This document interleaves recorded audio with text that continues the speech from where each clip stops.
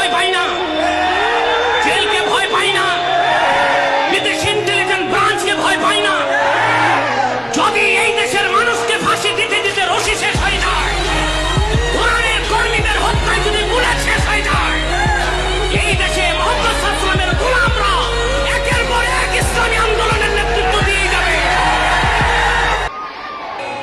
আমি ফাঁসি ভয় পাই না, জেলকে ভয় পাই না, বিদেশি ইন্টেলিজেন্স ব্রাঞ্চকে ভয় পাই না।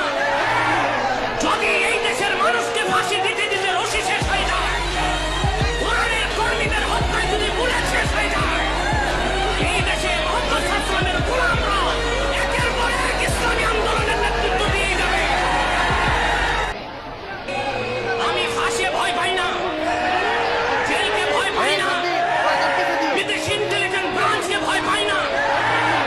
যদি